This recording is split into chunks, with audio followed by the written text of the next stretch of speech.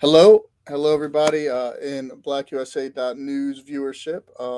Welcome to our first Sunday. We got a late start. Sorry, guys. Some technical difficulties, some brain difficulties. We're out in the community this morning and lost track of time, but we are here. So welcome to our first show, first Sundays in film and gaming, and um, I think for me, my name is Chap. I'm a full time volunteer chaplain for Baltimore City. I'm a professional volunteer, work with several nonprofits. My part time job is acting. So hopefully I can bring some great content to our show as we move forward. Bring some people from some of the film sets we work with and different projects going on. We can talk about that. We can talk about movies and opinions, and I'd like to introduce the host, my co-host, Jerome Pinder with Geekz Haven. If you want to introduce yourself, sir. Yes, hello. My name is Jerome. I am the owner of the Geekz Haven. Um, I review movies. I'm also a mixologist, and I do multiple things, volunteering and helping with children. Um, yes, that's pretty much about it. So mixologist, man. So I didn't know you have some DJ skill sets over there. I make drinks and stuff like that. Oh, mixologist drinking. Okay, I'm thinking. Yeah, See, I'm yeah. on the wheels and stuff. All Okay, right. no, no, no. Because I've I know been, some people though. yeah, my mind's in that space, man. I've been trying to save up a little money and do a class with who's the guy doing class right now? DJ. I know DJ Five Star does some stuff. DJ Juke Live, but there's a couple guys out there that uh, Yeah, they've been doing some classes which look really interesting. So yeah. 5 Star does classes all the time, I believe. yeah. So Baltimore, if you want to be a DJ, Baltimore's a good place to do it, guys. Yes, definitely is. So let's jump right in, man. We have been so if you guys know me, you know that we support the Agogi Project, which is a gym over in Bel Air Edison. One of the first things I'll share is that it's a free program for the kids. The kids learn boxing and jujitsu. They train 4 hours a day, 3 to 5 days a week. They're learning Spanish in our space. There's some financial literacy classes coming up, some STEM classes coming up, and every other Friday because we really the kids train and work really hard in that space. So every other Friday we've started doing a gaming night for them. And hoping to get Jerome over our side of town one night. I know Yes, he's a busy definitely. man. We all stay busy, but so what I was surprised, Jerome, talking on the gaming tip a little bit. Um, I was surprised how many kids in our space did not play Fortnite. So like Fortnite is a bane of my existence for gaming. I don't know why. It irks me. Me I liked too. it when it first came out. But like current culture for gaming for our kids is like you have your athletes play like Madden and 2K and stuff. We have a unique fight game community. But like your standard kid in middle school right now, elementary school, public schools in Baltimore City, they're playing Roblox Oh, yep. because it's free and accessible and it kind of emulates and bites off of other games. So I appreciate that for them. I hate Roblox as well, but I appreciate that they have access to that kind of creative space in gaming. All my And nephews want everybody, Roblox money. yeah, it's like, yeah, then everybody plays Fortnite. So I think Yeah. same thing. It's free, it's accessible. So I don't know if Yeah, you I want to tried start there, man. Fortnite, but I just couldn't get with it.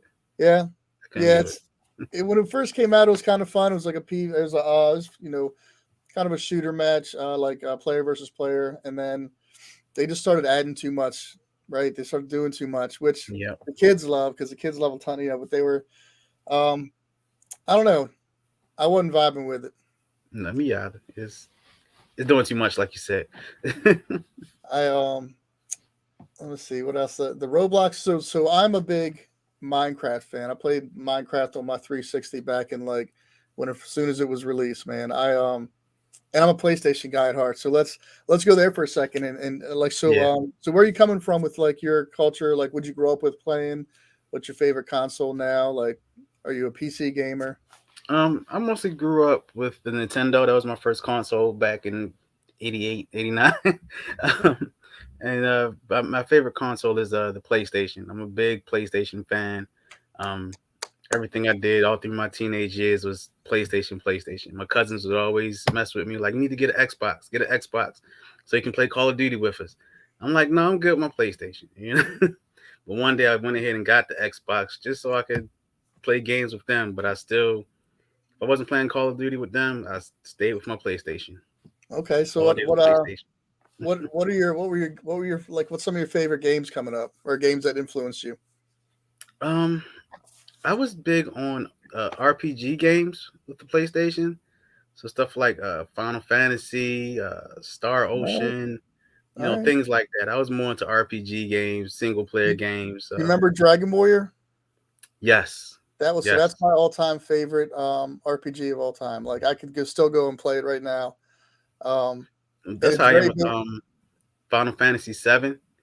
Even though they Say did the again? remake, I can Oh go back yeah, and yeah, play yeah. the original from the PlayStation.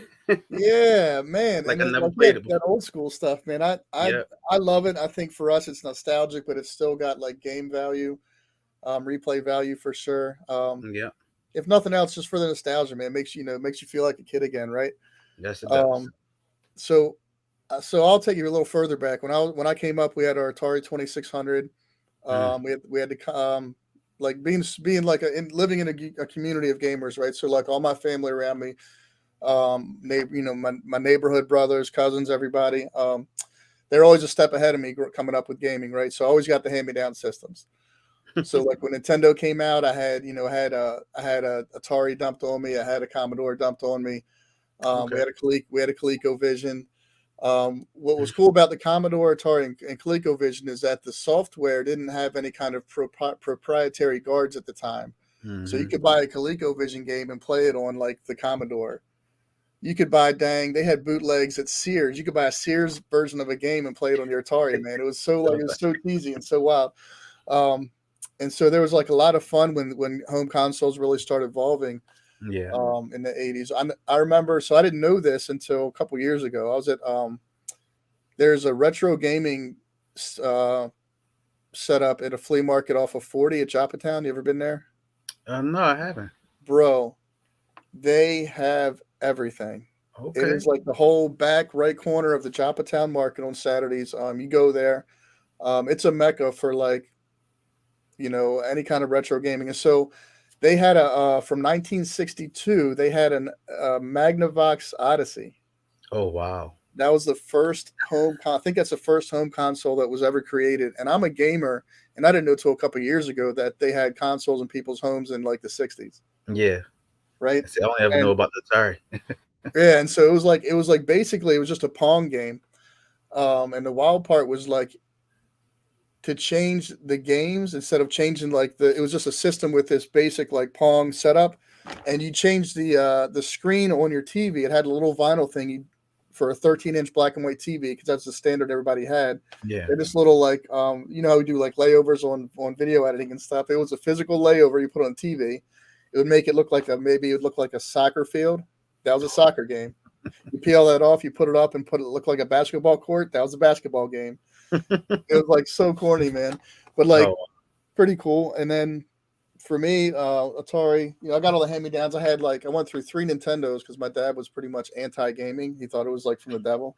oh wow. So like I've watched him he would like my first Nintendo he kicked across the room, exploded into pieces. And it was mostly because like if I couldn't pause games, then I'd be like, Dad, hold on, let me get to a save point or let me get to a save space, Yeah. and he'd be like, Nope, dinner time. Like get to the table. All right, hold on, 5 minutes, 2 minutes. He ain't play that. So a little traumatized with gaming coming up. But I'm with you, man. I was a PlayStation guy. Like Yeah. we evolved.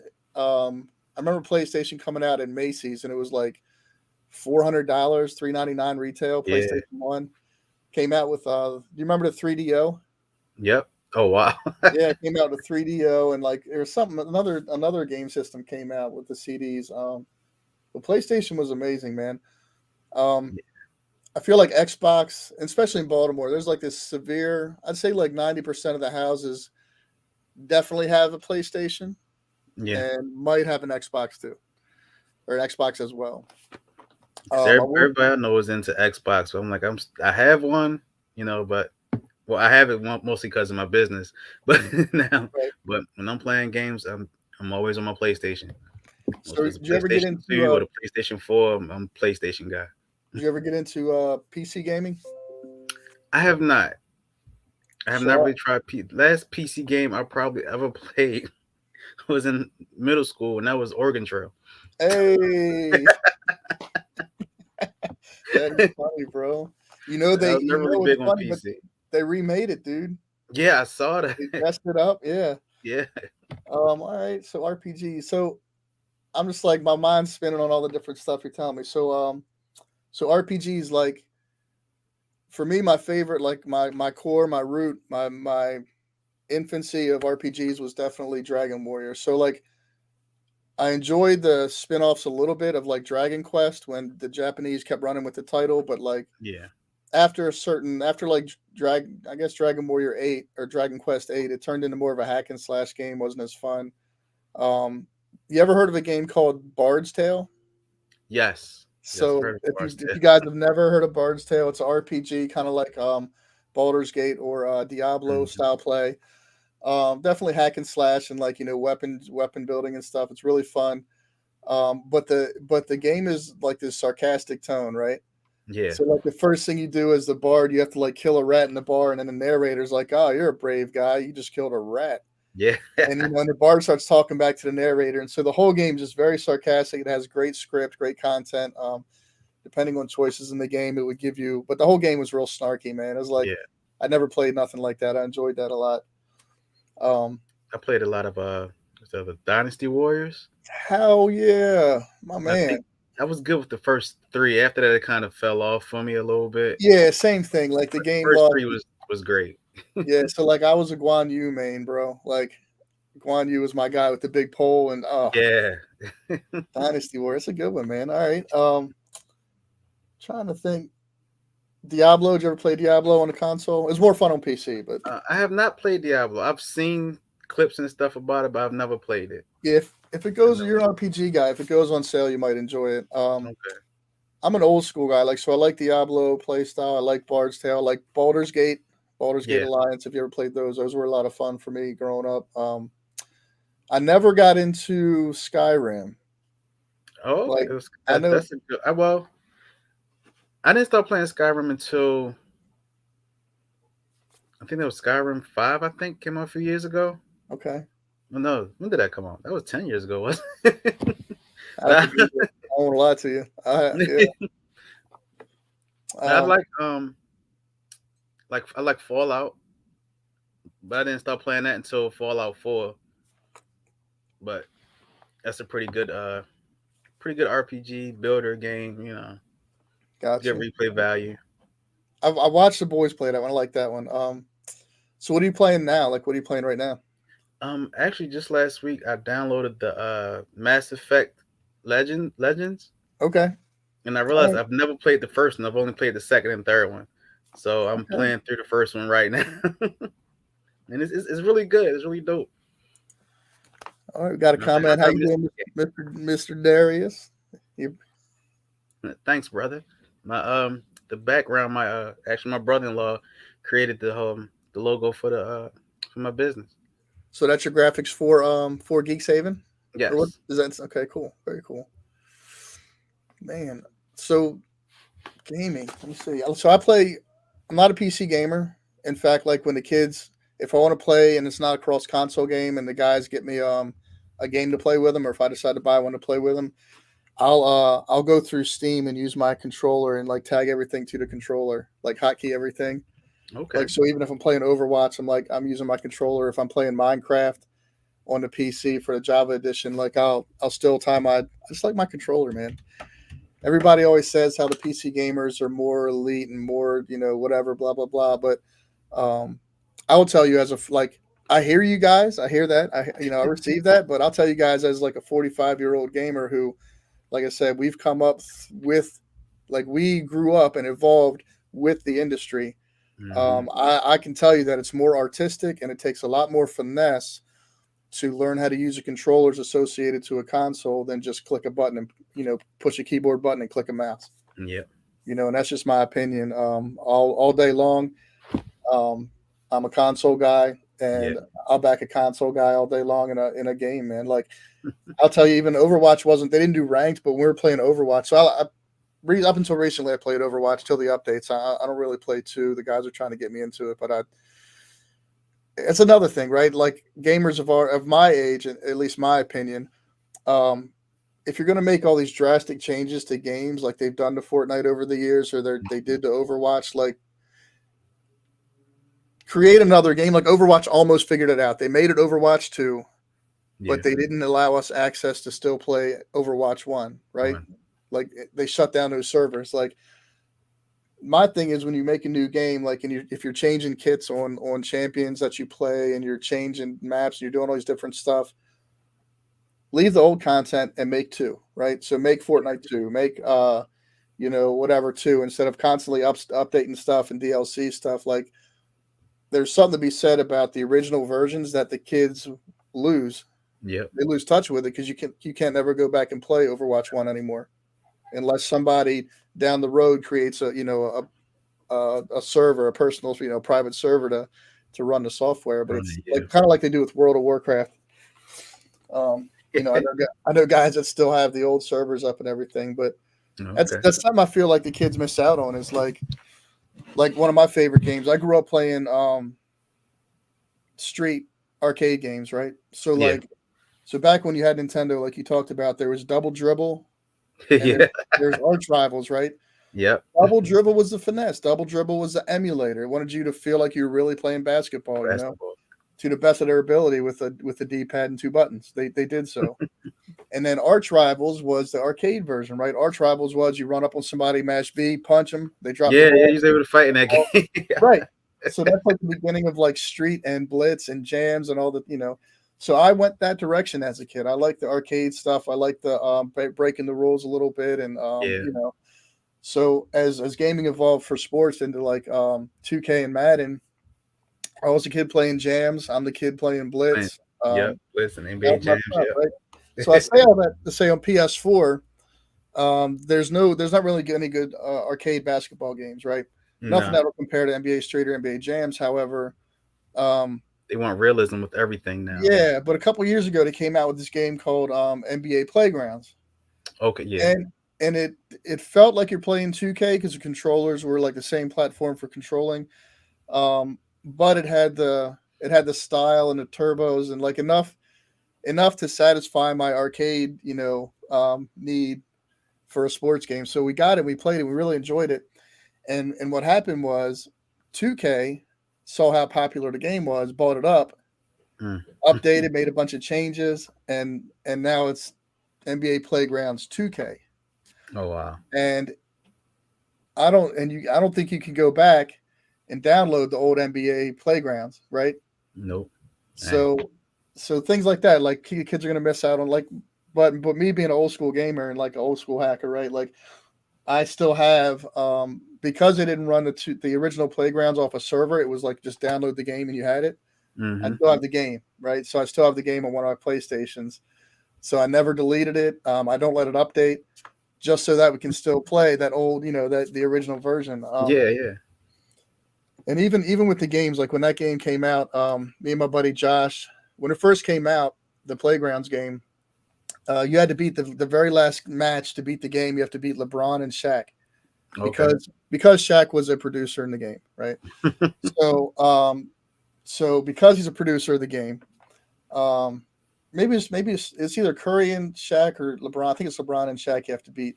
But like Shaq is like hitting full court 3-pointers. The AI you have to play, the boss in the story mode, he's hitting perfect 3-pointers, and when you hit him perfect, you get extra points. So he's hitting perfect full court 4-pointers, right? And me and one of my buddies, like I don't think I've been beaten in NBA Jams in 30 years, and I welcome all challengers. But being an arcade gamer, right? Like me and this guy could not beat the end guys because they were just like, "What do? You're shooting like you can't even D up because they're shooting full court threes and stuff." Well, after like 36 hours straight grinding, trips to the dollar store for like energy drinks and stuff, like no sleep on the weekend, we finally beat it, and it took us 3 days. It was a grind, right? It was a whole weekend of this whole experience and memories of like, man, we beat. Well, how about like 2 days later, there were so many complaints that the last boss mode was so difficult that they updated the game and made it weak, man, made it weak sauce. So like the kids could actually beat the game. And I'm like, the kids can beat the game if they grind. Don't make it easy, bro. Stop it. So I think Yeah, that's nowadays kids don't know what it's like to sit and play games for days trying to beat it. Like what is it? First Ninja Turtles game on Nintendo. hey, Till yes, this day, I've never beaten that game. right, I've because it's never beaten hard, that game. bro. Right, As and a if you kid, I do it, just could not get. I just couldn't get past certain stages. yeah, and games were hard. Like you couldn't buy no DLC to beat the game or upgrade Yeah, the weapons. No, you had to you had to grind. You had to grind or break. You know, yeah. absolutely. Um, so uh, fighting games. You play any fight games? Mostly Mortal Kombat. I am Okay, excited about this new Street Fighter game that's about to come out. I believe it comes out in June or July. dropping 6, right? Yeah. Yes. So I'm excited to see that come out, and I've been reading up on the next Mortal Kombat. I think it's what 11, MK12. 12. Yeah, it'll be Uh, 12. yeah, Um, that's interesting, man. I don't. I think it's MK11. MKX was good. We yeah, enjoyed that, but like I fought it at first, but we ended up learning. I learned to enjoy it and appreciate it, especially after 11 came out. yeah. Because like 11 just feels like button mashing. Mm-hmm. It feels like I don't know, like for instance, like I'll say like when they did the new Smash Bros on the Wii U or what's it Yeah. on?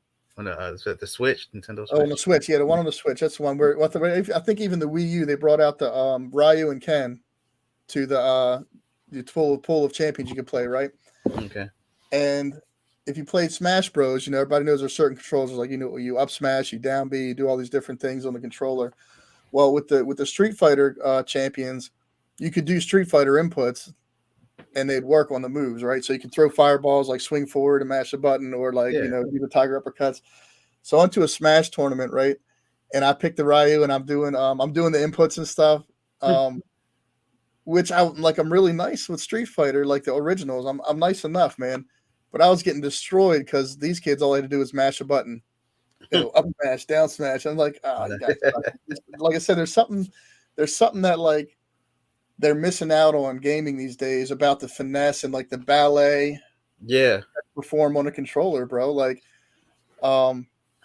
one of the hardest ones I could never do in Street Fighter was Zangief because you had to do a full 360 and button input within like a split second. Yeah. The Yep. 360 pile driver, like, could never do it. And like what's that game? Tekken. Tekken, you had to do all those buttons. And my Yes, friend, I don't know how to this day, but he mastered King. And King was the same way. You had to be like back, full circle, yeah, triangle, X square. You do a move, and then you X square and do something else. and he's I'm a like, how are heavy you hitter, doing bro. all Like, that? You yeah, just got to do it real quick.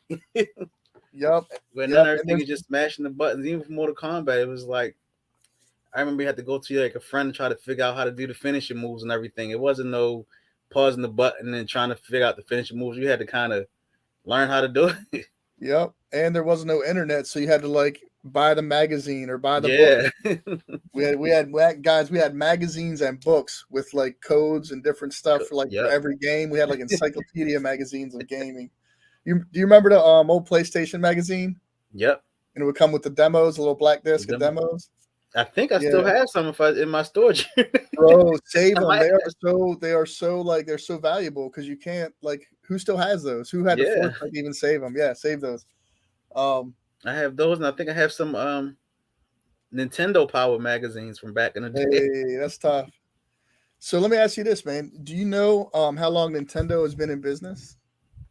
Um, I don't know off the top of my head, but I actually seen like some type of documentary a while ago, and they was talking about when Nintendo first started. I think they started in like the '60s, I believe, So '60s or the I will '70s. say they distributed its first console for color TVs in '77, right? Okay.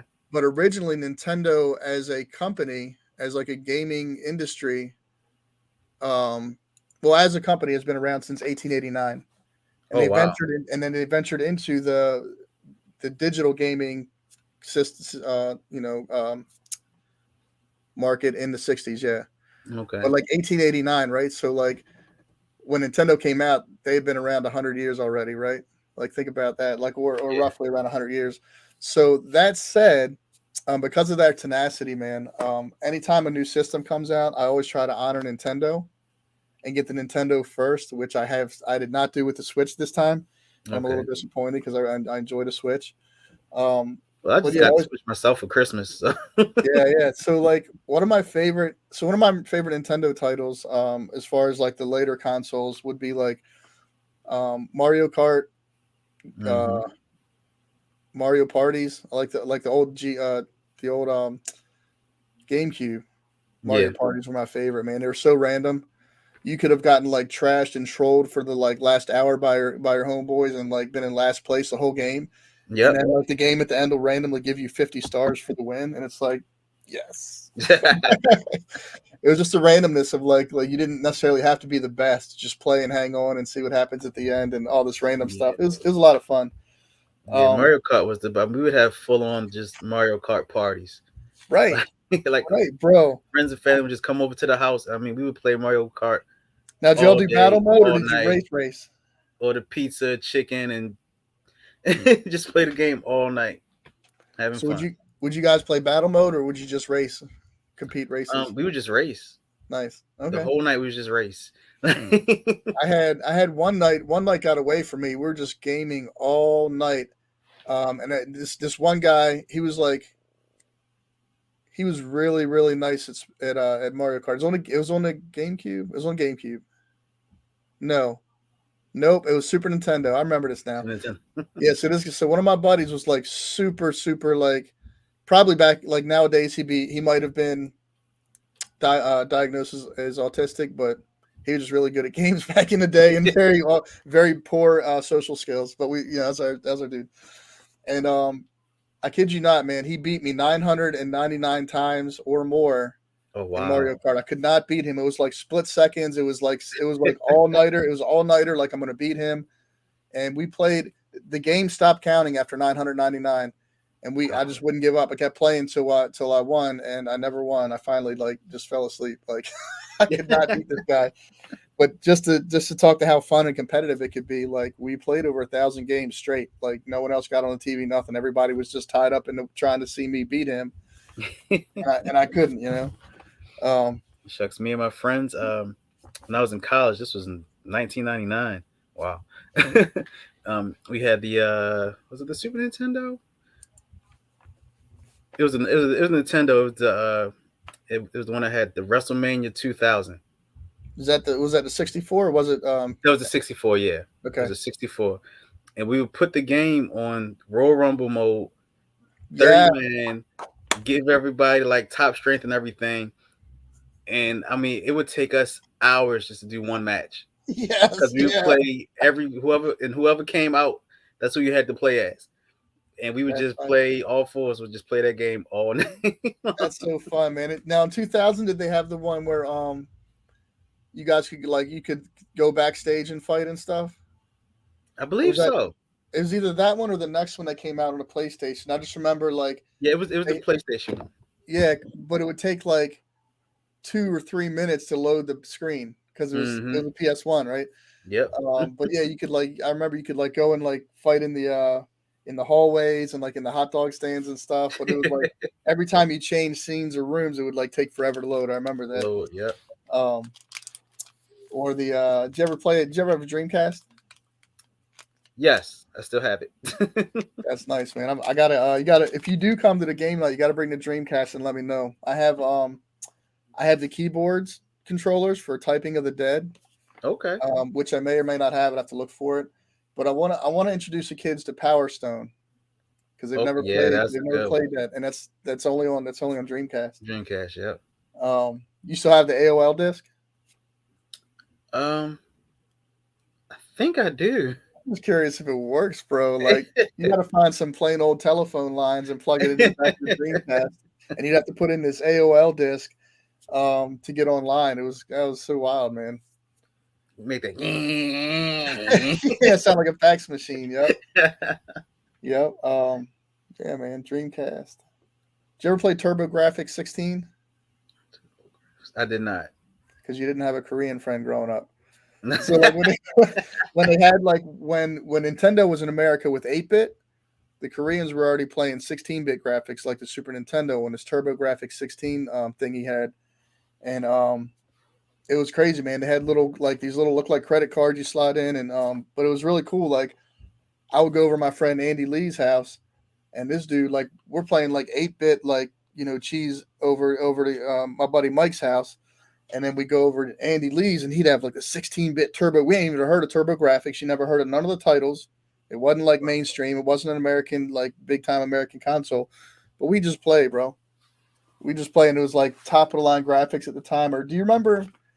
So the weirdest graphics to me growing up playing any games that didn't fit the genre was on Super Nintendo. They had Pit Fighter. Do you remember Pit Fighter? I remember Pit Fighter. It Yeah, was like extremely realistic for 16-bit graphics. Like yeah. somebody coded every single pixel, bro. It was insane. And Oh shoot, man. I had a friend. He had a. It was a Sega Saturn, I believe it was, but it was modified where he could only play games that came straight from Japan. Oh, okay. Yeah, yeah. You got the mod. Okay. But those games look better than the games that we had here already. So it was like, Right. yeah, I got special order all my games. Like, wow. That's a true gamer, bro. I'm Yeah. not that. I'm not that committed. I'd rather play. I'd rather play whatever I can hack into. To be honest, man. Like we build emulators because I mean I can honestly say um I've owned every game along the way. I've owned it, sold it, rented it, something. And so like I like teaching the kids how to build the emulators, Okay. and like it's fun. You have access to all the old titles and stuff. However, like there's something to be said about having the original, playing it off the original console, right? Or playing it, even if you have like an old Nintendo or Super Nintendo controller and you're playing off your computer, it's just, it's not the same vibe, man. Yeah, no. And I think, like you mentioned too, like family coming over for like your Super Mario, for your Mario Kart nights, like they do that every day after school now. They just don't. They're not in the same room, right? Yeah. The internet has given them um, this false like feeling of being more connected while being more isolated at the same time. Yeah. So like what we do at the house, if I could turn the camera around, you can see like our game in like a room I'm in right now. We have one, two, three, four, five, six, seven TVs set up, and the kids, even if they're going to game online together, playing Fortnite or Overwatch or something like that, all the cousins, all the guys from the neighborhood, they'll come in the basement and they'll play. We'll play as a team, right? Like we'll squad up in Yeah. the basement, but it's like there's a different vibe that kind of makes us undefeatable. Mm-hmm. And there's a different energy because we're all in the same room, right? We're not talking on the mic. We Not might on be the on the mic. mic and Yeah. talk, but like we're not. We're all right, like within reach, arm's reach, right? And there's a Yeah. different accountability to your teammates. You can like reach over and punch somebody, like, bro, come on, man, like step it up. Or it's just a different energy that like I try to recreate, like with the game night, the game nights that you do. Like we try to recreate that experience for the kids, man. Um, Yeah, that's what I'm trying to do because I was never really big on online gaming. Like I said, I just like being in the space with a group of people and it's just more personable. You know, yeah, I Even agree. if I gotta get up and go to the bathroom, I can hand my controller to somebody else. Like, hey, take my turn. Like, Yeah, yeah. I like. I'll tell you what, it's man. more Over at fun the that way. Agogi project, what I really love, and it makes me smile, like makes my heart just smile so big, right? So we got one guy, Najee. I don't even know his last name. I just call him Champ. So the guy that's going pro out of the gym right now, his name's Najee. He's been doing very well. Okay. He's been training with the number two person in his weight class in the world, because the number two guy's getting ready to fight the number one guy. Yeah. So to beat the champ, he's training with our guys. So it speaks to the work we're doing in the gym. First of all, Najee has been putting in work, and you know, the people at the top of the industry recognize who he is, and and you're using him to train to fight the best because he is the best. That's All right. awesome. So what's cool, but what makes my heart smile is that on game night he'll come out, he'll bring his busted ass old PS2, and he'll sit and play games with the kids. And like I gave him some old PS, I gave him all my old PS2 games just because like I just I saw him toting around his PS2. I'm like, really, bro? It's like that? I said, here, I gave him like Scooby and SpongeBob and all these cheesy games, but like you look like a little kid. He was so happy. He's like, oh my god, you have Scooby Doo. Oh my god. I'm like, yeah, I never like I don't play that, um, but then like when I downloaded some games for the fight TV we had, and here's a professional boxer, and we're scrolling through the different fighting games. We get to Tekken, and Tekken's my jam. Mm-hmm. Tekken's his jam. And I ain't noticed till I busted it out. I said, he's like, oh, you got Tekken? I'm like, hey, I got Tekken, bro. Why? I say, you play Tekken? I'm looking at him like, you 22 years old, bro. You don't play You don't play Tekken. I said, you think you play? He's like, yeah, I play a little bit. That's my joint. I said, okay. So we turned it on. We signed up. I'm an Eddie player.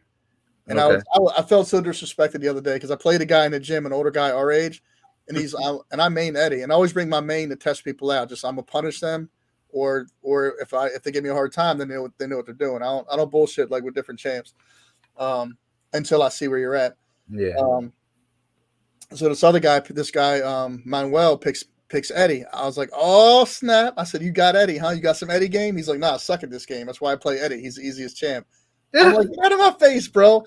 I had to put him down 3-0.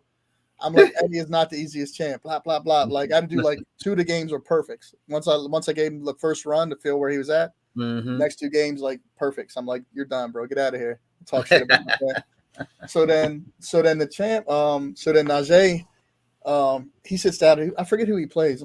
He plays Steve. Steve's like the boxer, right? Yeah. He plays Steve. He is a boxer. He vibes with that champion. So like that's a thing.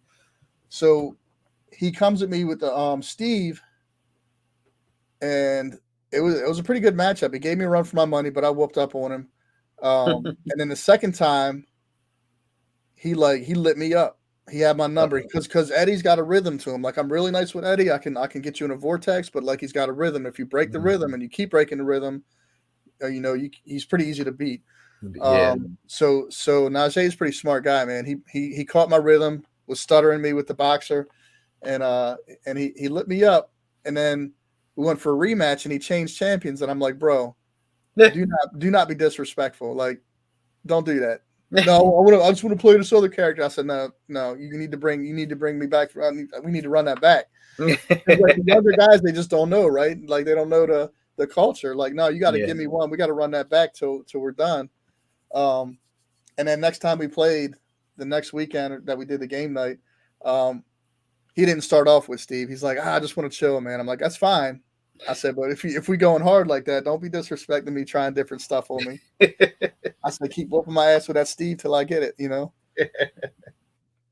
Yeah. And one of the guys that came to game night last Friday, he was like the number 3 Street Fighter 4 player in the world at one time, and he's from Baltimore. Wow. His name was Prodigy, and he evolved into Vortex because at the tournament for Street Fighter 4 that he won, well, he placed, he didn't win, but he was catching people in the Vortex, and they wouldn't hit the ground. He just keep juggling them, and that's how he earned that nickname. Wow. So, but yeah, he lives in Middle River, and he came out to like play some casuals with the kids and stuff, and it was really fun, man. Like, it's cool surrounding them with excellence in different capacities, right? Like, even if we're just gaming, we have some of the best gamers in the world right here in Baltimore. Yeah. Even with the jiu-jitsu a couple weekends, maybe a couple months ago now, the female world champion jiu-jitsu chick lives, or woman, excuse me, I don't want to be disrespectful. Sanika Williams is her name. She lives down south towards DC or in DC, or further, but she came up and did a seminar with the kids. So you have the best world jiu-jitsu champion, like spending time with kids in Bel-Air Edison, teaching them how to do their art. That's like awesome. It's pretty cool. And the best part is she looks and talks like them. You know what I mean? Yeah. So, no, man, it's cool. It's a cool space. Like the gym's a cool space. We've been bringing greatness in at all levels, and even on our gaming level, and hopefully on our acting level, because like I'm trying to be the next Bruce Willis. And I'm in that space, man. Nothing wrong with that. Yeah, man. I'm trying to make it happen. So like I know we talked a lot about games today, but like so there's a trick question, right? When I meet people, you ask them like, what's your favorite movie? Whew. Okay. Favorite movie. If I have to go back, I go back to when I was a little kid, and I would have to say the Ninja Turtles. Ninja Turtles, all right. 1989 Ninja Turtles. I absolutely would have accepted like you can't pick just one, right? So that tells me what kind of it just puts you on the radar a little bit, or So Ninja Turtles '89, man. Is that the Yeah. Okay. All right. The first live action movie. That is awesome. That is, yeah. All right. I don't think I could pick one, man. I'm trying to think like if I had to go back in my childhood, probably So I'm 45. Um, Back in 85, 86. I'd have to say all time favorite, I have to admit, would be Big Trouble in Little China if I had to pick one. That is a good Um, one. It's a yeah, good one. John Carpenter. It was the first kung fu movie filmed in America. Yeah. John Carpenter was a genius. He great storytelling. He did the soundtrack and everything himself, right? So a bit of an entrepreneur where he did everything. Yep. He actually invited Jackie Chan to become the to play the lead role, and Jackie Hmm. Chan was busy filming in Hong Kong, and he couldn't commit to the whole project. Yeah. He went with the second guy. However, there's a fight scene, a funeral scene. Have you ever seen it? Have you ever seen it? Yeah. Yeah. Okay, so the funeral scene where the red turbans and the yellow turbans are fighting. Hmm. Jackie Chan is in that scene because he stopped by production for a couple of days and just jumped in as an uncredited extra in those fight scenes, just because because he was showing love to John Carpenter and like Oh wow.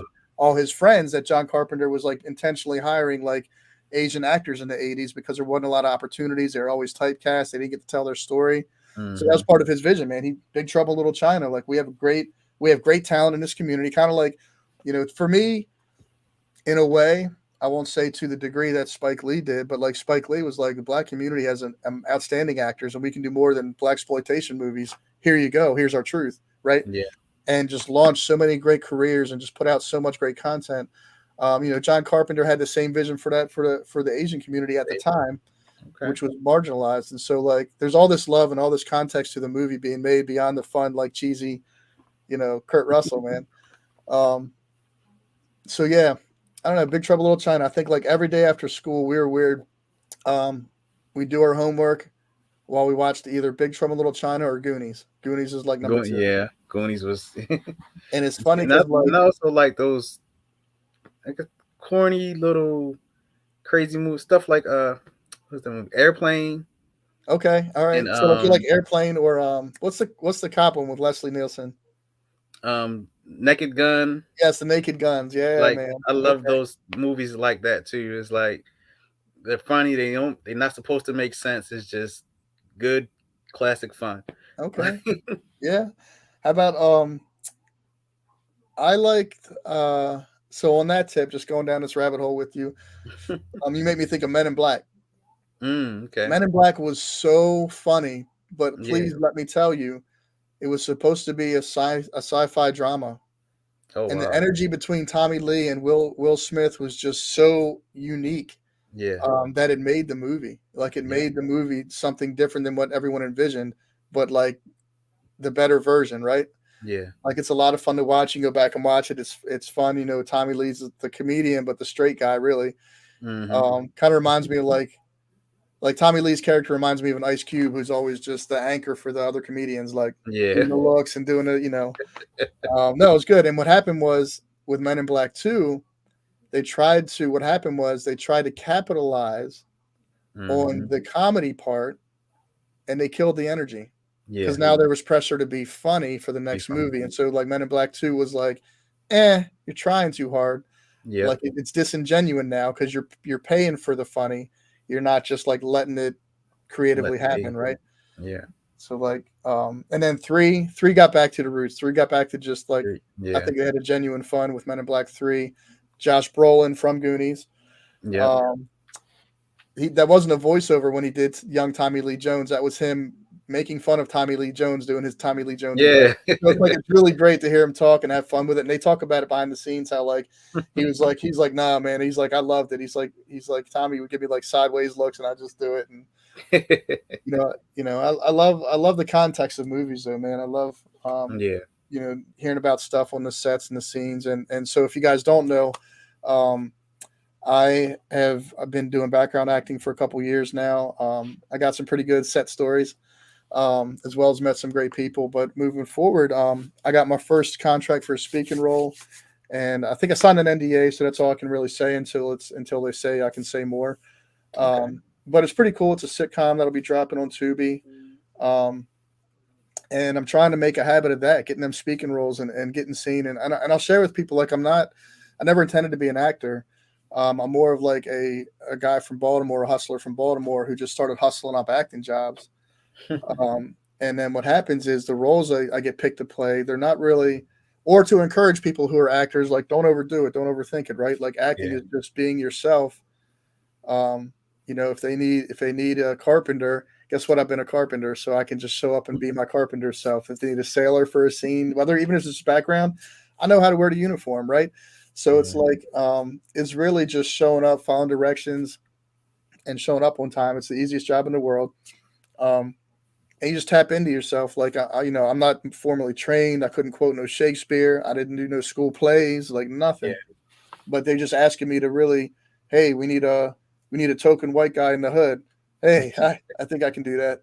Yeah. Right? It's whatever it is. It's I don't know. It's fun. It's not steady work. Kind of you gotta manage your money well, or be married to a wonderful wife like I have, who will support your vision until you start bringing in real money. But I'll tell you, the jump from doing background acting at maybe if you have a good day, $1,000 a day, Okay. but really it's between two and $400 a day. The jump from that background stuff to speaking roles goes from like 300 a day to 3,000 a day. Oh wow. So yeah, so it's like, man, I got one coming. Once I get that one under my belt, bro, I'm gonna get hungry. I'm gonna like that check. And it's like, man, if I could do 20, 25 speaking roles a year, that's like six figures. And I just work 25 days a year. Like that leaves a lot of free time. And that's why I Yeah. think a lot of actors get in a lot of trouble, right? But like we have so many community issues we deal with in Baltimore. I need that time and I need that paycheck to support the things we Yeah. do in the community, right? So like that's part of my vision. And then seeing how the film industry is moving to Baltimore as we start to gentrify the city, making sure that we have a bridge to connect our youth to the Mm, industry and the culture coming without them being displaced. yeah. Sent out to Edgewood, or sent into this little red line district here where we can forget about like my kids are going to be on set acting. They might be Yep. on set behind the cameras. It might be plugging things in, doing electrical stuff, building sets, whatever their vision is. I want to be able to create a bridge to that. Like I said, just to maintain the community, man. Yeah. Not let them displace us, not let them oppress us, but like we'll lift ourselves up using your tools. Yeah. So Definitely. That's like cause like what like it's I've seen a few places doing what I want to what I'm trying to do, kind of like gaming lounges and stuff. mm, But there's nothing really like that in Baltimore City. Like it's all in like county areas. I think it's one. It might be in Columbia. I'm not exactly can't remember exactly sure where it is, but they have one that's kind of like out there somewhere where you can pay to come in and you can just lounge around and go to different rooms and play video games all day. So I'm like, if I can bring something like that to Baltimore City, I'm trying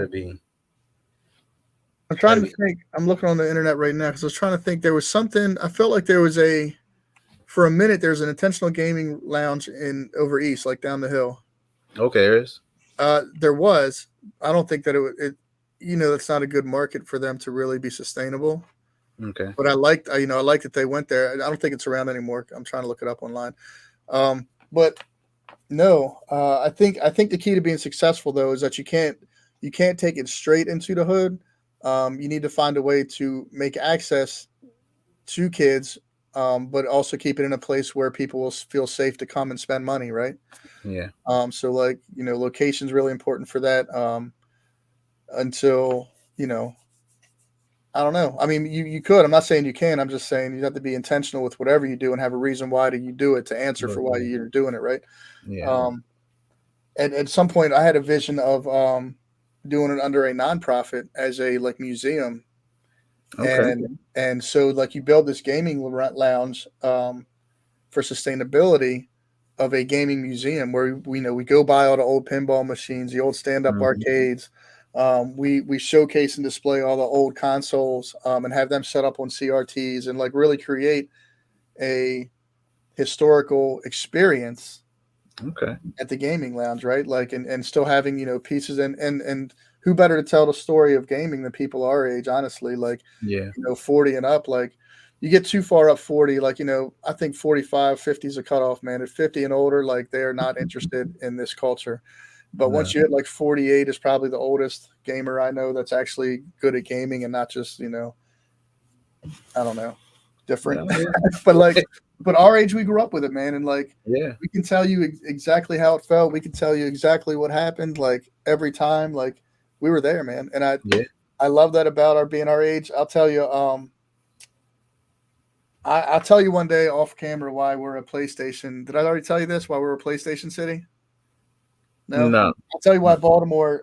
Like so, and this is just my opinion. Now you said you have a lot of friends of Xbox, but coming up through the '90s, I guarantee you, Baltimore was like a 95% PlayStation city, Oh and yeah.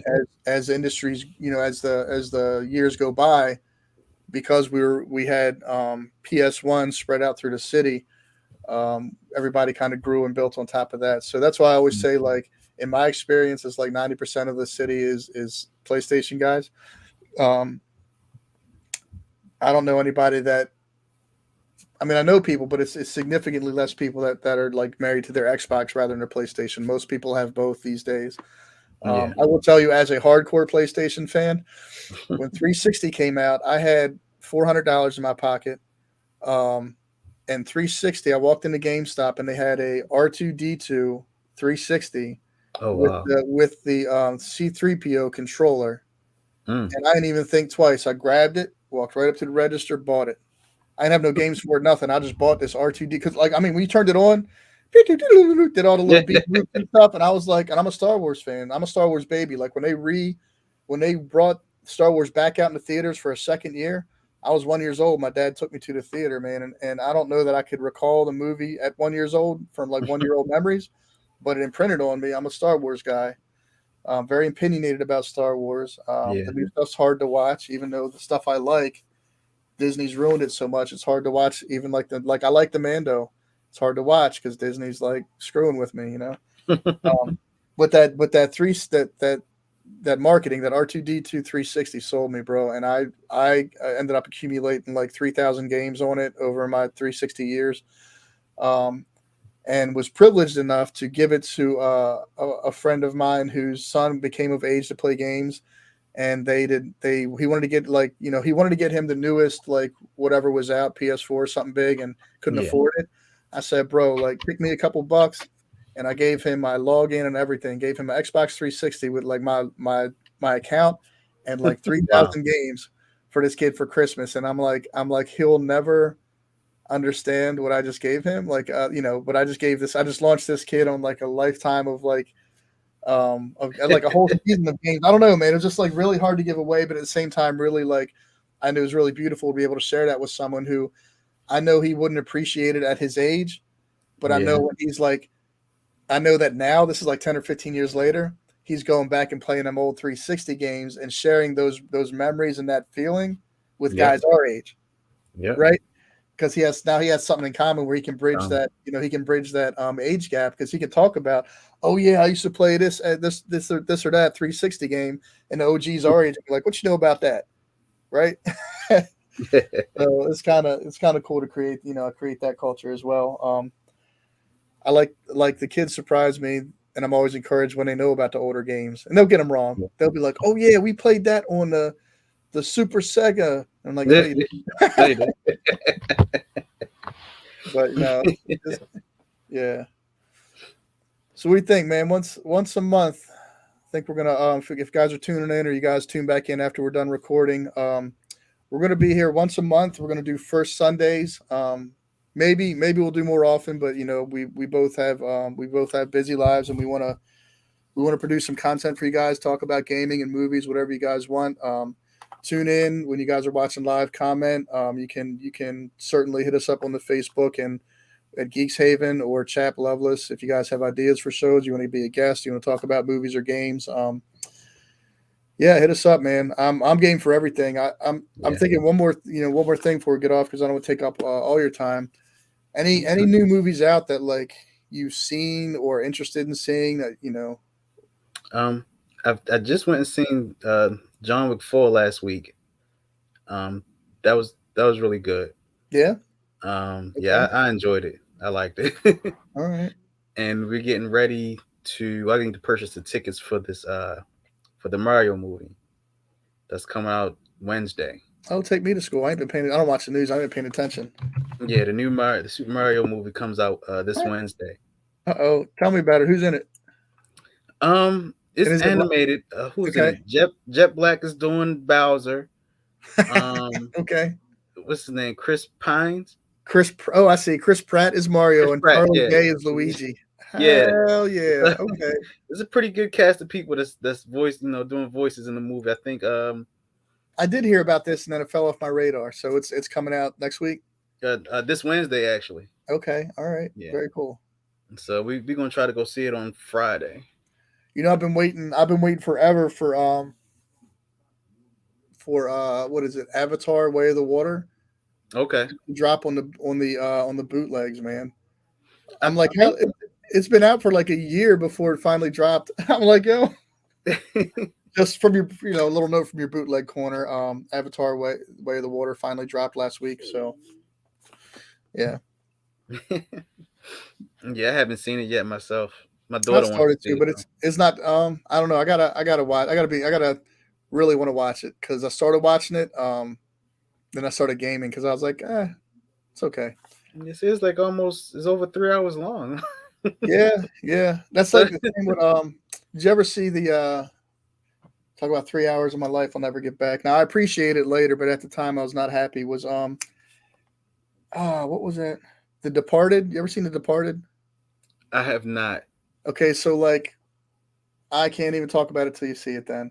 I was so upset when I first watched it. It's a great movie. Let me say this first, that it is a great movie. It's very well done, great storytelling, plot twist at the end. You're like, son of a bitch.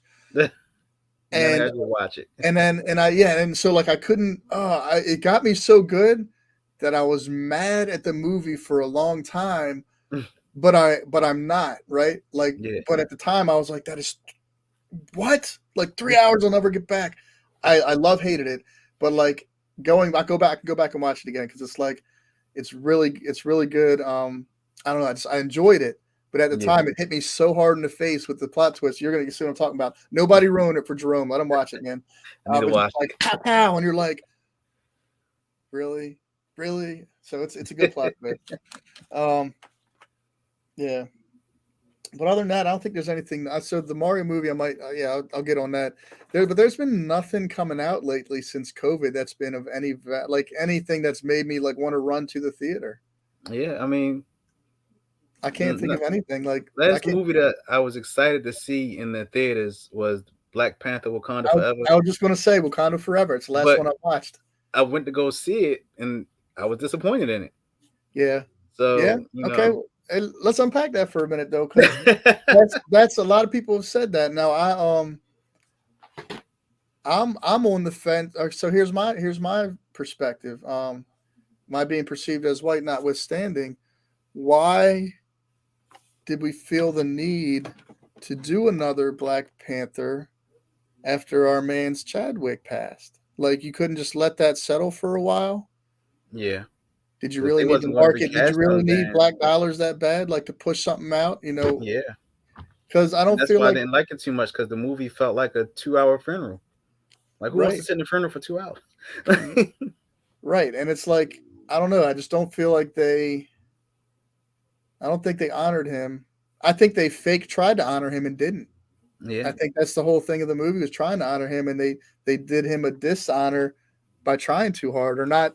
I don't know. I don't think it was a necessary movie to make with all the money they got and all the momentum with other Marvel stuff. Like, put that one on the back burner, man. Let's, give us some, I was one of the people. I have no issue. I love Chadwick, but it was like, okay, if y'all want to do the movie, recast the part. Right. I was fine with that. Right. And I mean, we have Doctor Strange, right? So we can get a Black Panther from any universe you want. Just write it into the story. Yeah. That's a good look. Let me tell you. So being a film fanatic, so like my whole life, I've always watched movies. I've always regarded movies over TV. Like Saturday mornings, guys, we watch cartoons and stuff, but like I was in it for like Kung Fu Theater and Nightmare Theater, and like in the afternoon when they played the movies, and like it was Action Theater. That's right, it's WBFF, Action Theater, Kung Fu Theater, and then in the evening it was Nightmare Theater. Yeah. It's always the same movies. It's probably how I got plugged in with Big Trouble in Little China or Enter the Dragon. It was always the action was always like Commando or some Rocky or some like Stallone Hmm. or Arnold movie. And then in the evening was it'd be like Friday the 13th or Jason. It was like one of those two, Yep. right? Like or Hellraiser. So I've always been a movie guy, right? And uh, two story mechanics that I appreciate from this generation, from J.J. Abrams and J.J. Abrams, basically. Like he really did this with when he rebooted. So I grew up on Star Trek and Star Wars. I Yeah. used to go to Comic Cons before they were called Comic Cons. They were just called Star Trek conventions. Okay. Okay, but like my dad nerded out on that stuff, man. We go up to the Holiday Inn.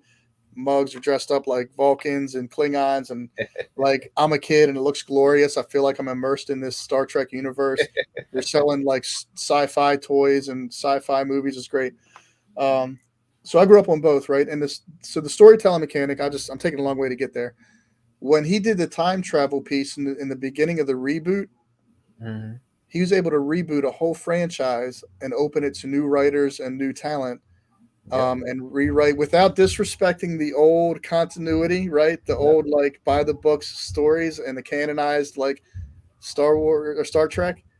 He's able Yep. to honor that and put it in a space while he reinvented, and he could still revisit. So like I love that mechanic of his Yeah. storytelling. He time traveled. Now we have the old. Now we have the new. We can make connections between them, and then that concept he brought over to Marvel, and um, same thing with Doctor Strange now in the multi universes that I Yeah. know we're in the comics, right? But we can kind of maximize that story mechanic to create whatever we want. Yeah. So back to the Black Panther thing, like you're right, they could have recast it, they could have gone like the easy write off is going to a different universe or Yeah. somehow bringing something over because of the snap, like it changed everything, right? So Yeah. you know, yeah, there's ways it could have do better. So I agree with the Black Panther. I think because Black Panther by far when Avengers when they murdered his dad and Hmm. Black Panther ran the dude down, like I'm the white boy in the theater and I'm jumping out my seat like yeah, bro, like this guy was so willful and so relentless and would not back down. He was a force, right? And like Yeah. that character, honestly, let me be honest with you, like in that moment, I was Black Panther's biggest fan. He was so relentless, right? And then when they did the Black Panther movie, they softened him up so much. Yeah. Like where was that force, that fierceness, that relentless like pursuit? And now you open up to him like laughing and being soft and stuff, and it's like I fell in love with the dude that was running it down no matter what. Yeah. And I Yeah. felt like he lost that energy, man. It felt like Yeah. they whole new character when they came out with the first movie. So not to hate on the first movie too much, just to say like that's not the guy I fell in love with from the Avengers movies. From the Benjamin movie. Yeah. I feel you. So and that's like just I'm very opinionated about my movies, man. I'll let you know. Yeah. Like I said, there's a I lot of still movies I still haven't seen. I wasn't interested in that Shazam movie. I think that came out last month. Oh, the I new one. Yeah. You didn't like the first one? I mean, the first one was okay, but I wasn't like really hyped to see the second one. Okay, Like I can wait for it to come on HBO Max or something. got you. So Like let me tell you why Shazam is my all time in the moment in the season I watched it for sure all time favorite superhero movie. And thank you, I love you and hate you, John Favreau, for like creating this whole rebooting this whole comic book genre. It's been wonderful. It's been awful, and all the things. Um, but Shazam for me in the season I watched it, we do community work all the time. You, me, your wife, we all are in the community we serve. For me, Shazam was by far the all-time best because what I was able to unpack to my kids as we watched that movie was that nobody can do it by themselves. yeah. And no person is complete without their family. And not necessarily the family you're born into, but the one you build around you. So we had those tribal conversations, we had those family conversations because Shazam couldn't defeat the seven demons without his family and giving them the power, right? Like Yeah. you don't have to have all the power by yourself. If you got all the power, share it to conquer, share it to succeed, share it to thrive. Like that was the message that like just like I'm getting goosebumps telling you, man. Shazam for me is like just all time greatest superhero movie for me because it so blatantly just put that out in front of the kids, like Yeah. without question. Like he couldn't do it without his handicap. I mean, one guy's handicap. You got an Asian dude. You got like you had everybody represented. You gave Hmm. everybody the power, and you were successful. Yeah. You didn't have to hold tight to that little power, right? Like Yeah. almost commenting on like our government in the United States, right? Like all the rich white people, you don't have to hold on so tight to the power. I promise you, give the power to everybody, it'll shake out okay. I promise you. Yeah. I promise Yeah. you. But they're so scared, right? They have this giant fear of letting power go to people of color. Like I mean, we can unpack Shazam into that. You know what I mean? Like let's Yeah. I did like Shazam. It had a lot of heart. Another one for me, because as you know, being a man in Baltimore, um, we always say how behind every good man's a good woman, but let's be real, like the women's run stuff, and hopefully they got a good man to back them up, but they don't always, they don't. But I'll say like so on that tip, like understanding that women leaders in Baltimore are significant. They are guardians. They're leaders. My wife, your wife, um, they are mothers to all. They're teachers. They're Hmm. everything, right? Yeah. So, all that said, when I saw Wonder Woman scene in the first one, when all the armies are pinned down and she gets behind her shield and she starts pushing, Yeah. and then her boys get behind her, and her boys getting behind her inspires the rest of the soldiers. Bro, that spoke to me. It spoke to me about what we do in the community, right? It spoke to me about like in that scene. It spoke to me like very spiritually, even though it's just a Wonder Woman movie. Like it spoke to me in how we move in the city, man. It's like Yeah. if if as men we get behind even just one good woman who's doing something in the community, we back her up. That will inspire the rest of everyone else. All the other men will get behind them as well. You know, Hmm. um, and I inspired me because it reminded me of my wife that like my wife, she's a shift coordinator at Hopkins ER, works overnight, sees Okay. all the crap, all the cruddy that happens after dark, bro. Pulling Yeah. bodies out of cars, like rescuing people, really ugly stuff, man. And that's her behind, that's her behind her shield, just like pushing behind, just um, pushing against all the evil and all the evil forces in Baltimore, man. She's up there in it, in the mix, in the ER. And so it always makes me smile because like we've raised boys out of this house that were ours and some that were not ours. And to Yeah. have like boys drop in from like NCA&T or Hamden down in Virginia, or other HBCUs, and they know that they just drop in the house. You come home and they're sitting there snacking at the kitchen table, like oh hey chap, hey Brandy, how you doing? And they just stop by to show love, right? Like that's how I felt about that movie. Like I knew that the boys that got behind Wonder Woman, like we have that crew, we have that culture in Baltimore. There's a Yeah. group of young men that have been through this house and been treated like family that whatever my wife's doing, they get behind it. Okay. So I don't know. Superhero movies are kind of meh, but Yeah. those two, you know, They hit or Shazam, miss. yeah, Shazam and Wonder Woman hit for me. Uh, Okay. I'm trying to think because I could keep talking, man. I don't want to take too much of your time today. Just to I know you good. um. So, are you a horror movie person at all? Um, horror, not now with the new stuff, but Okay, stuff that I grew up on, like Michael Myers, Halloween, and Nightmare on Elm Street, Freddy, and Jason. Michael Uh, Myers. Let's look. That's a little shout out to John Carpenter again. yeah, so like stuff like that, I can sit and watch all day. Some of this newer stuff, like my sister's into, it's that one, the Nun, and Yeah, uh, all the stuff that's like that. I really can't get with it. yeah. To me, it's like to me, it's I don't know. You're not going to get me on the jump scares because I've been watching movies for 40 years, right? So, like for me, you're not Yeah, going to get me on no jump scares. Really, what gets me on the jump scares is when they're building up the tenseness and everything for the jump scares, and then um, maybe like my son's doing something at the corner of my eye, I catch him, I'm like, oh, what are you doing? Like the movies never get me though. Like, um, but what scares me? is the real stuff. Like for instance, as corny as the old '70s movie was, The Exorcist. Yeah. Like knowing that that's a true story, knowing that that happened less than 50 miles from Baltimore, knowing the people involved to a degree, um, or being like one or two steps away, 1 or 2 degrees away from that real situation. Like I can't watch that movie, bro. I've never watched it all I've the way through, beginning to end. I've read that they're is it the Exorcist? No, not the Poltergeist. They're redoing the Poltergeist movie, Poltergeist is pretty scary. It's a pretty good one. That's another one from the and this one is '70s. supposed to be based on a black family, but they go find the original family from the first movie to help them out. Oh, okay. So like, I That's feel going to like be Poltergeist. crazy. I have to check Google. I feel like Poltergeist was loosely based on a true story, but like it's a true Yes, story stuff that somewhat. gets me.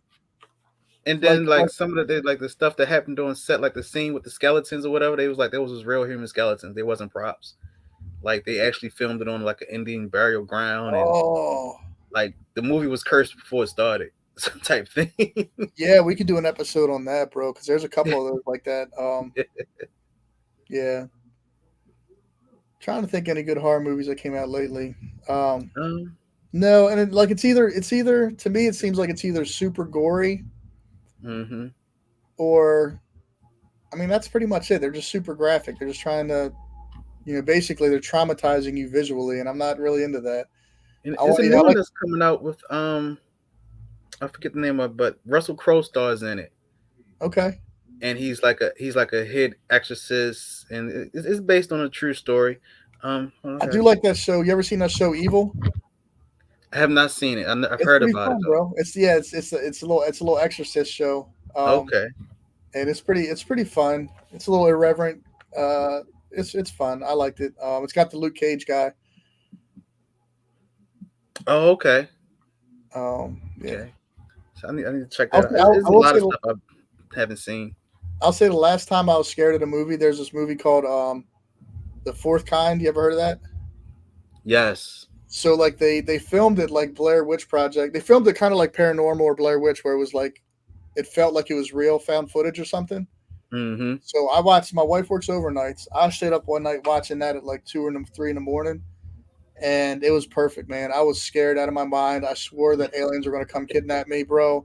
Like police cars and stuff would drive by, flashing. They sometimes they flash the floodlight in the window looking for people. Mm-hmm. And I thought the aliens were like I was sober, but I was like, oh my god, my heart's beating so fast. Like, okay, it's just the cops, right?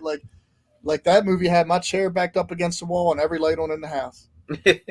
And I don't even For know that it's me, that good, man. But I just watched it at the perfect time. It was like, and it was just the perfect context for. But movies don't make you feel like that anymore. They don't make your heart race and make you like. yeah, It's more just like when I watch them nowadays, I feel more traumatized and depressed because I just watched like an actual visually, vulgar violence. yeah, No, it's usually they miss out on the stuff they don't show you. Like some of the older movies, you don't see nothing, but you're like yeah. edgy. You left to think about it. Nowadays, they just give it to you. Yeah, Boom. yeah. I'll say another good one that actually scared me unintentionally. There's a movie called Mama, right? Okay. And Mama's this little like ring type, creature, and they have these little jump scares. Um, so I'm watching, I'm bored as shit. I pause it. Apparently at the perfect time. I pause it and I go make some popcorn. I come back and I turn the corner and I pause it right when this big ugly monster's face, that Oh. frame where it's right on the screen, and I did not expect it. So I'm coming back. I have an expectation in my mind of just being in this like the room scene where I paused it. Come on, popcorn, and I look at the screen, not expecting that face, and I'm like, yeah! And I throw my popcorn everywhere. Like, so they got me, but they didn't because I was so bored. They're supposed to be building up. I guess they were supposed to be getting my guard down for the jump scare. So they did do Yeah. their job, but they got my guard down so much. I paused it and went and made snacks, bro. I was like, this is a dumb movie. But I came back and it got me. So That's how it was. My sister had me a long time ago. That is the movies where they, again with the cameras like sit around the house, but is it then the people in the paranormal? house was, huh? Is it paranormal? I've never seen Yeah, that one, but they paranormal do that. activities. Yeah, Yeah, that's it. she had me drinking one night and cut all the lights off in the house, and we watched like all the movies back to back. And I'm sitting there shaking, and I'm like, you got me looking at Yeah, all floating right. around the house and getting pulled into rooms and stuff. Uh, And she messes with me like, "Oh, this is based on a true story." Like, what? Don't do that. That's funny, man. All right. So horror movies. How about sci-fi? Are you a sci-fi guy, or where do you go for sci-fi? Yeah, I do some sci-fi. Like my favorite thing, like what you're saying, stuff like Star Trek, Star Wars. Okay. All right. You know. Yeah, I like the new.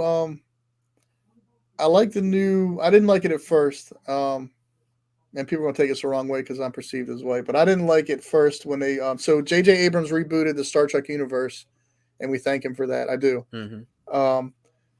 But when they came out with the Discovery TV show off of that branch off that storyline, I did not like I didn't like Michael Burnham's character. I didn't like a girl with a boy name. I didn't like they were shoving. So I felt like they were shoving really hard this female agenda for a female leadership role, and like with the Asian female captain and the black girl being the main character. Like it felt like so pushy that it took me a whole season to fall in love with the show. Like they just came out like it was, and I don't know, maybe that's me because I'm old school and I need to get with it, whatever.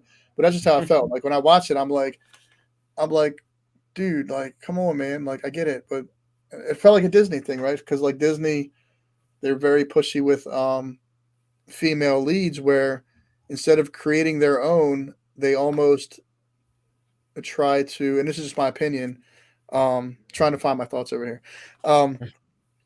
No, it just feels very pushy with like a female agenda, as far as like even when we were watching the new Star Wars and Finn's our reboot character and everybody's looking to Finn, and you make the dang girl pick the lightsaber up with no training, and she's fighting a trained like Sith Lord guy. Like, come on, bro. Like, no, what are you doing? No, like it wasn't enough build up. Right. No, and like like had Finn picked it up, like we knew he was the one, right? But it ain't happened. We gave him a little taste of the lightsaber, but it was like, okay. And then there's just other like I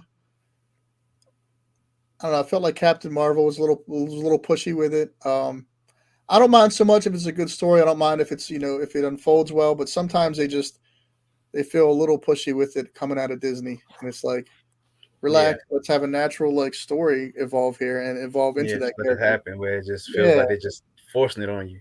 Yeah. Star Trek Discovery, because my wife, because she loves Star Trek. I got into it maybe after the second season. Yeah, second after season. The second season got good for me. Yeah, I agree. And then it kind of led off into the other Star Trek, Strange New Worlds. So yeah, that's a good one. I do enjoy that. Picard's really slow. Yeah. And then it's this is the last season, I believe, of Picard. Yeah, like I think there's season 3 or something, but like Picard for me is like every season starts off so slow, and then by the time it starts to pick up and get good, the season's over. And you got to start off slow again. It's like, bro, come on. But do you remember? So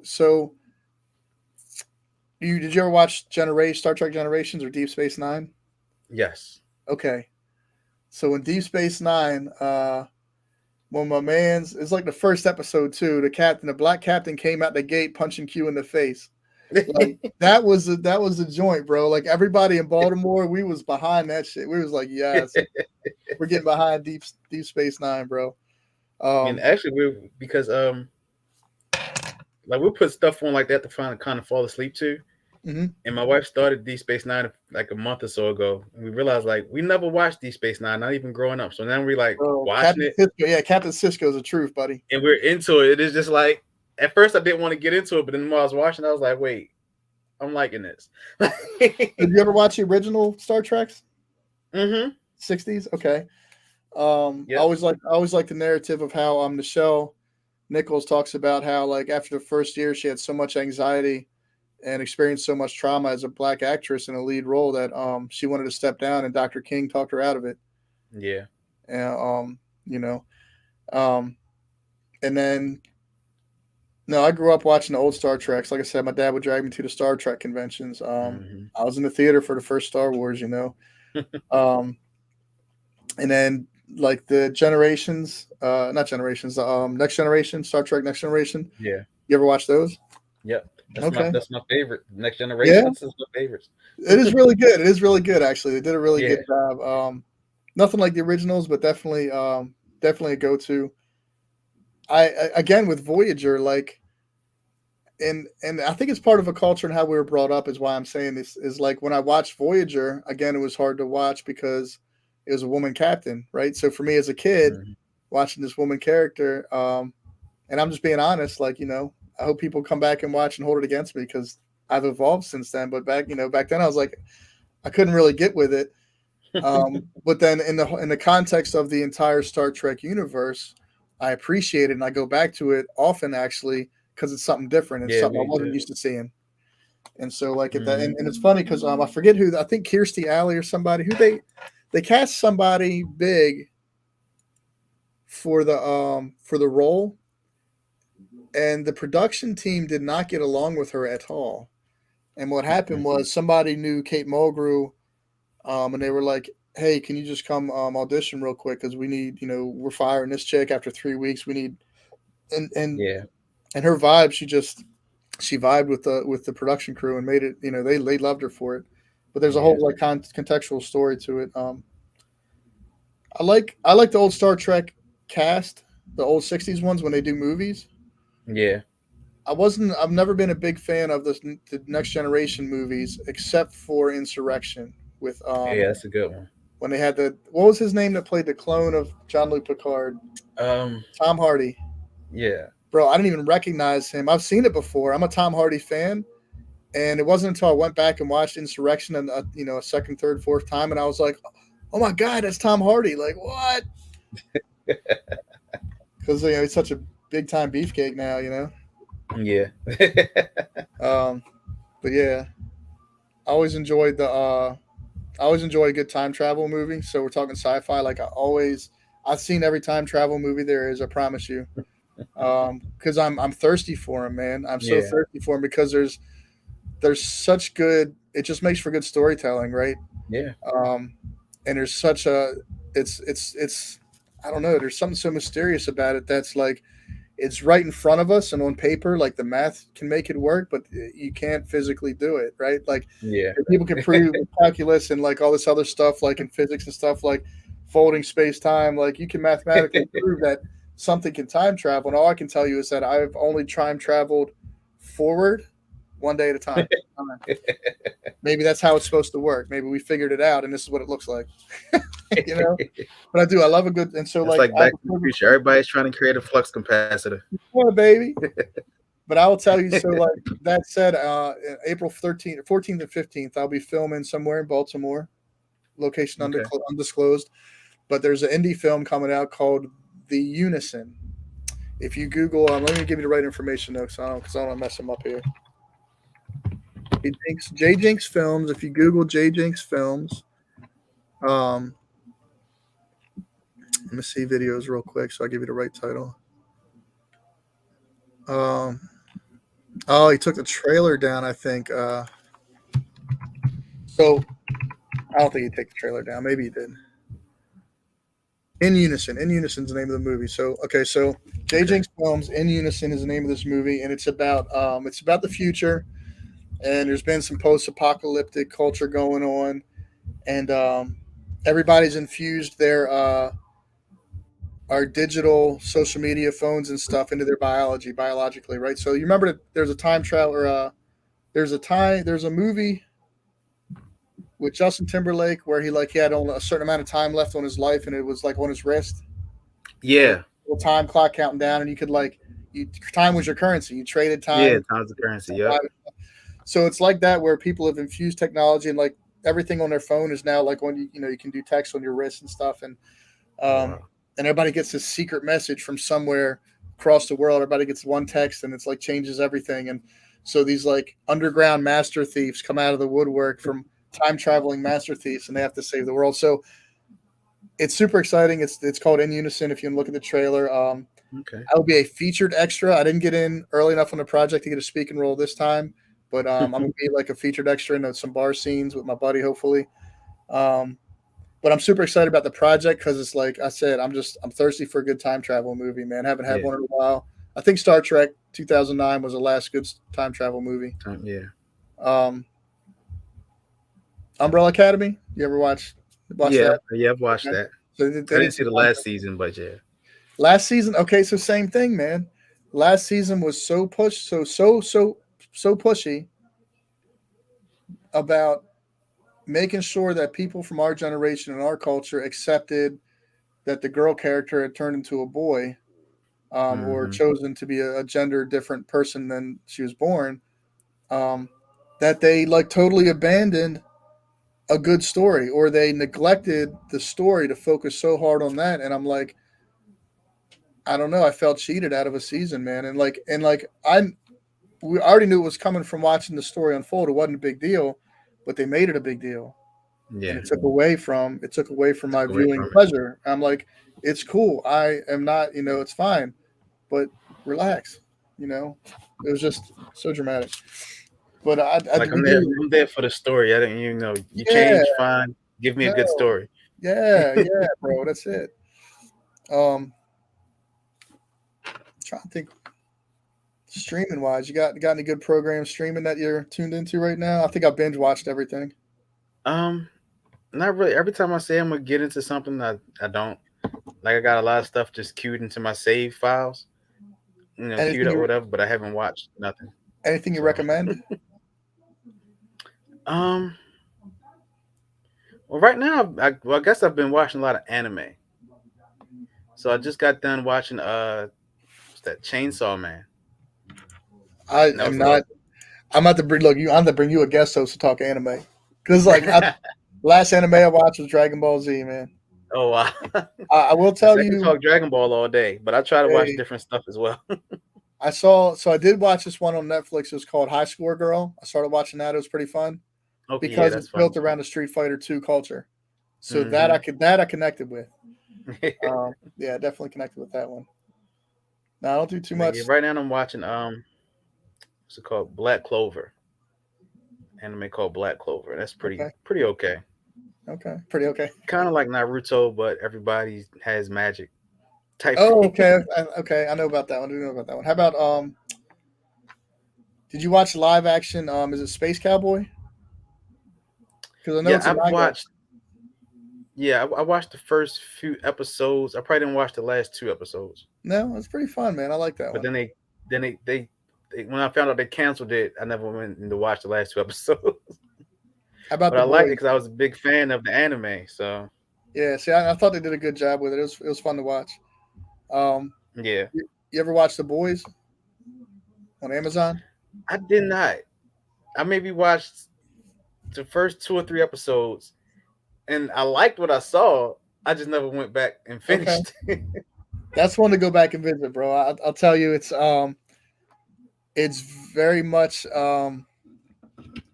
it's so they really mask a lot of significant commentary and information, and that's what I love about films, man. Let me back up for a second and say, like, I love unpacking films. I love like Yeah. watching Stanley Kubrick talk about filming the moon landing in The Shining and in Eyes Wide Shut.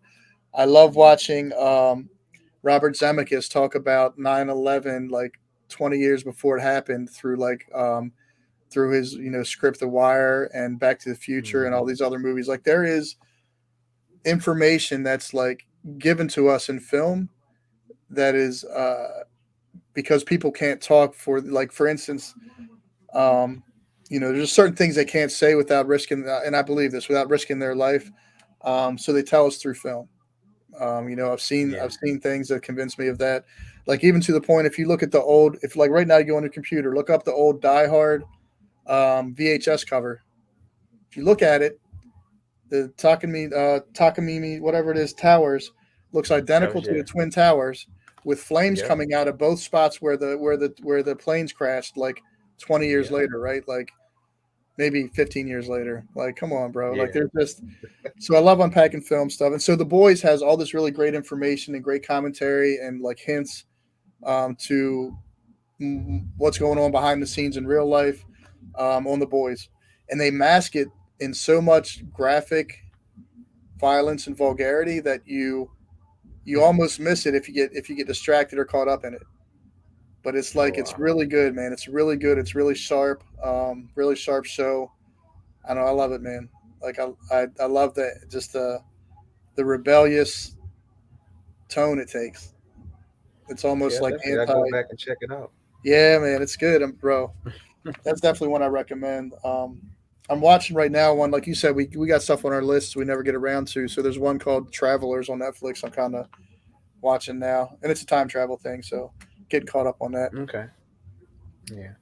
Um, if you had to pick, like just off the top of your head, not too deep, like right now, if I said like, if there's a movie that would show our audience what kind of character you are, what movie would that be, and who would the character be? Oh man. It's like a Um. weird question. You know, it doesn't have to be real deep. I'm sure your answer could change the more you think about it. I mean, off the top of my head, and probably because we're talking time travel, it would probably be Back to the Future. Which character? Uh, Character probably Doc Brown. You be Doc. All right, so you built the machine. Okay. All right. Just there, kind of know everything, but don't know everything, and just trying to help. And I dig it, bro. That's a good one. That's a good one. All right. All right. Um. All right. So for me, I would say and this is only because when we watched the movie, like the whole, I had like it was a brother. So we have these brotherhood weekends where like all the guys from the neighborhood used to like hang out and spend the night at the house and game and stuff and watch movies. So we're watching the Green Book. You ever seen that? no, All right. So watch the Green Book. Tony Lip. Green Book. Tony Lip is me. There, we watched that movie and them guys were like after like the first 5 minutes, they're like, "Bro, why is that you?" Like the whole house uproared. I'm like, I don't know, bro. That's yeah, you're right. I can't even lie. That's that's me, Oh, okay. I baby. did hear about this movie. Yeah, it's really good, bro. It's a good one if you've never seen it, Okay. and it's safe to watch with the family. Like where the boys, I wouldn't watch it with my 18-year-old. You got to be like 30 to watch that. It's it's graphic, man. Okay. But the Green Book's family friendly. Um, yeah. Okay. Well, maybe not, but maybe so, just because it's our truth, right? It's a truth that needs to be Yeah. told. Yeah, yeah, man. All right. Next, I'll also share next April 22nd. Um, Walbrook High School will be selling tickets to a viewing of the documentary for Monique Smith. I think you Okay. guys know who Monique is. So no, if you guys Google known as Monique, she was she was the longest living missing persons in the world. She lives Oh in wow. Baltimore and Hamilton. Has a business on 23rd and Howard. Um, and for over 50 years, she was a missing person. Wow. She still had to live her life with no birth certificate, no social security card, no ID. She still had to make it work. Um, well, on the 22nd, they'll be showing her documentary up in Reisterstown somewhere, and Walbrook will be selling the tickets. If you guys want to plug in there, get tickets to support. And she recently Purdue published her second book, I'm the Ancestor Volume 2, and signed a contract with Lifetime Movie Network for them to do her story. Okay. So yeah, so got another movie from her coming out. But if you want to support, while we're talking movies, they'll be doing her documentary. The first time she did it was at the Senator, which I don't know if you've been to the Senator, but I love the Senator. Yeah. It's nice Makes in there. yeah, it makes you feel like you stepped into the 20s or 30s. Yep. So you know what else we should do? We could do once a month. We could do some outdoor movies, man. I got the projector and Yeah. the blow up screen, man. So if you're doing stuff in the community, if you want to do like a movie night when it's nice warm weather, let me know. We got the tools to do that. Cool. Yeah. Definitely. So anything We else, have Bob? hmm? Is there anything else you gotta? 'Cause I'm um gonna hop off. excellence and ambitions. We're having a Mother's Day crab feast Ooh, on Mother's Day from 3 to 6. Tickets are $55. We're raising money so we can get our own personal van to drive the kids around the city to where they have to go.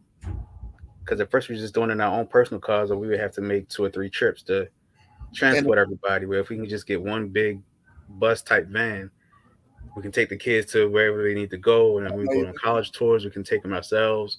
So You know, I'm telling anybody who works in the community, they know that one of our top two obstacles in the community serving is transportation. mhm. Um, maybe I think somebody out there in nonprofit world needs to open a nonprofit and just buy a van, and that's your nonprofit. Yeah, Because like I know everybody and their mother needs you to get these kids around. yeah, I will say that board and transportation, that young lady, if you're nonprofit certified and you're in good standing, she will give you significant discounts. okay, So she helps out the community. I don't know if you guys know Focus Movers, Kermit, um, but Kerm, when we're moving stuff, he also shows up for the community. Sometimes he does it for free. We always try to tip his guys, yeah, but he's another guy that transports things. But for the kids, a van is a big deal. It's a huge blessing. Transportation is the biggest obstacles our families face in Baltimore. yeah. Because Um, we was trying to make it to where we can get our own. Because we had a situation one time where we kind of needed a vehicle like the last minute, and of course nobody was available. So it's kind of like, well, if we had our own, we wouldn't have these issues. and I'll tell you that the police department has a fleet of vans that they do not use because they're intended for explorers and PAL, both which programs the commissioner shut down. So they have these vans that they don't use, and because it's with an institution like Baltimore City Police, they have to maintain the preventative maintenance, right? So even though the cars are used a lot, they're cared for a lot. So maybe we can go to City Hall and ask them to make those vans available to nonprofits that they're not using, Yeah, rather than paying insurance on them, rather than continuing to waste resources on maintenance. How about you give them up? yeah, Even if they don't get money for it, you're getting money for it because you're not going to be spending money towards maintenance and insurance and maintenance. upkeep. I think we should pitch that. Yeah. Get you guys a van for sure. But and when's Mother's Day? Just so people know. Mother's Day, I believe, is May. Is it May 14th? So we'll Yeah, have we'll have May one more 14th. announcement, guys. Before then, remind you. And where can they get tickets from? Tickets is on Eventbrite. Hold on, let me see if I can find it.